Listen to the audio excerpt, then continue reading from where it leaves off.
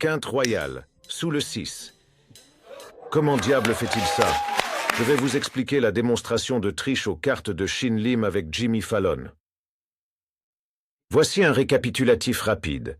Shin débute en demandant à Jimmy Fallon d'ouvrir un jeu de cartes 9 et de le mélanger.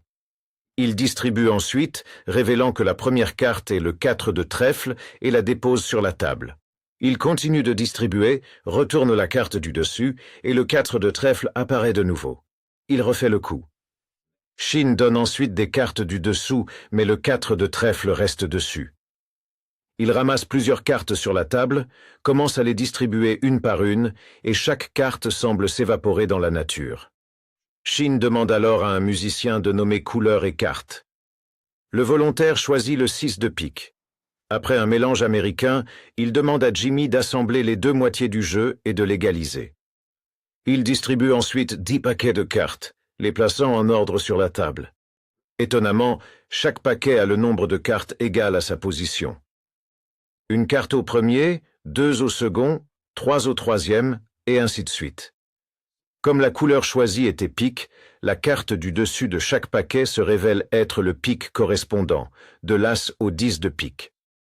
Pour le grand final, Shin retourne le 6 de pique sélectionné face cachée sur l'un des paquets et en un clin d'œil, toutes les cartes se métamorphosent en quinte flush royale de cœur.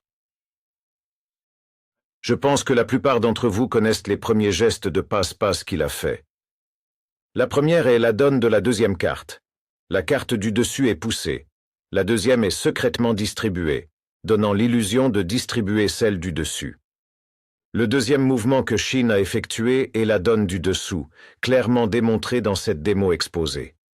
Puis, il a utilisé la donne laser, les cartes s'évanouissant lorsqu'elles sont distribuées. Voici à quoi ressemble le mouvement du point de vue du magicien. Dans le cas de Shin Lim, une fois toutes les cartes empalmées dans sa main droite, il les laisse tomber secrètement dans une servante de magicien, un sac caché suspendu derrière la table. On peut le voir se débarrasser des cartes à ce moment précis. Attardons-nous à présent sur le moment le plus captivant de la prestation, celui où Shin Lim, avec une maîtrise étonnante, a habilement réparti les cartes en paquets. Pour que Shin Lim puisse réaliser cette prouesse, il lui faudrait 55 cartes au total, alors qu'un jeu de cartes classique n'en a que 52.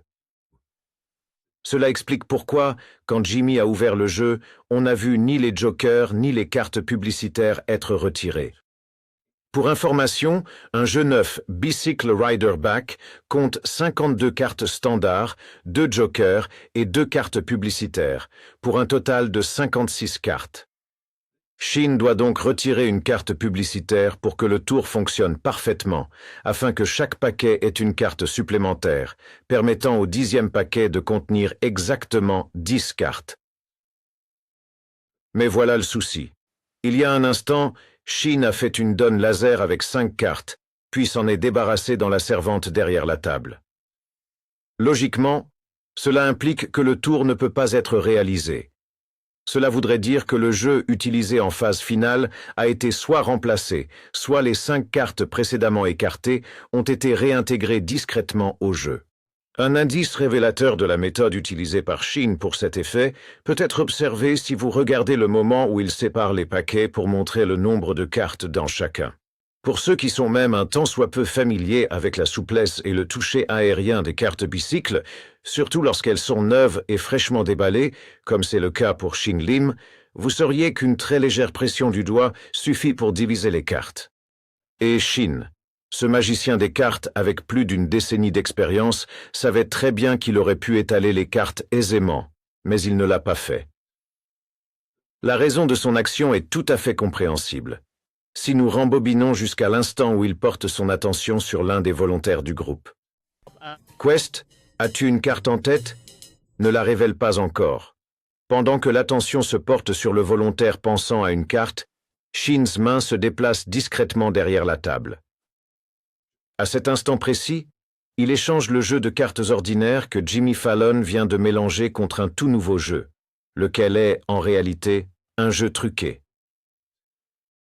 Ce jeu truqué est préparé pour que le deuxième paquet ait du spray de rugosité entre les cartes, tandis que les paquets 3 à 10 contiennent des aimants en néodyme. Par exemple, le troisième paquet a un aimant dans la première et troisième carte, en intercalant une au milieu. Pour séparer ce paquet de 3, il faut de la pression, ce qu'il applique exactement. Idem pour le quatrième, cinquième, jusqu'au 10e paquet. Ce sont les aimants qui maintiennent les cartes ensemble en paquets préarrangés. Donc, la démonstration de Shin distribuant des paquets parfaits n'est pas purement du passe-passe. C'est davantage une illusion, un tour conçu pour donner l'apparence d'une compétence irréalisable. Après tout, c'est un magicien faisant un tour. Cela ne signifie pas que Shin manque de talent. Il en a, mais il s'appuie souvent sur des trucages. Ce n'est pas un souci. Je n'ai toujours pas répondu aux deux grandes questions. Premièrement, comment Shin savait-il que le volontaire choisirait le 6 de pique?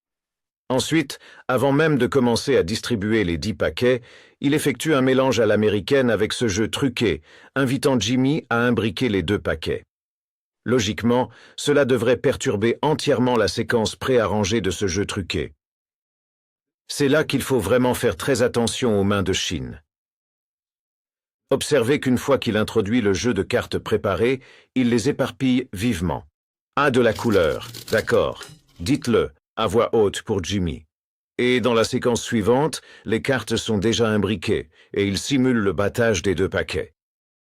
Ce qu'il a réellement exécuté ici est désigné comme un mélange anti-Férou, et en voici l'apparence. Un mélange anti-Férou, lorsque les cartes sont projetées très près de la main, à une cadence contrôlée et constante, permet aux cartes de se décaler alternativement. Et cela devient perceptible une fois que le paquet de cartes est quelque peu aligné.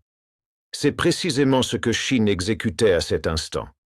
Le mélange anti-Férou donnait l'impression qu'il fusionnait 2 paquets, mais en réalité, lorsque Jimmy les a assemblés, la séquence des cartes du jeu est demeurée absolument inchangée.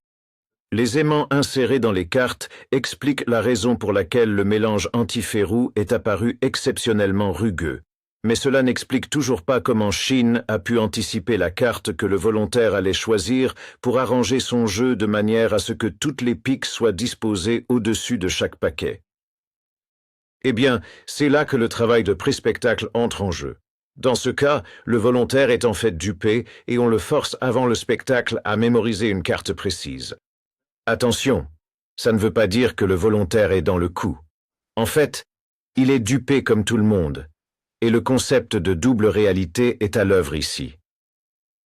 Ainsi, pour le volontaire, quand Shin lui demande de penser à une carte, il se souvient de la carte forcée avant le spectacle, celle que Shin lui avait expressément demandé de mémoriser.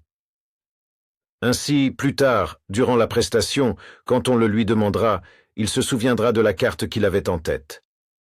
Une excuse courante des magiciens pour ce genre de travail de pré-spectacle est de dire « Parfois, on peut s'embrouiller pendant le numéro, alors choisissez une carte avant qu'on commence pour que tout se passe bien. » Pendant ce temps, dans notre réalité, on suppose que le volontaire a le libre choix de nommer n'importe quelle carte. Pour la production finale de la quinte flush royale, c'est assez simple à comprendre maintenant que nous savons que chaque paquet est préarrangé. Le paquet qui est censé être le 6 de pique contient déjà 6 cartes.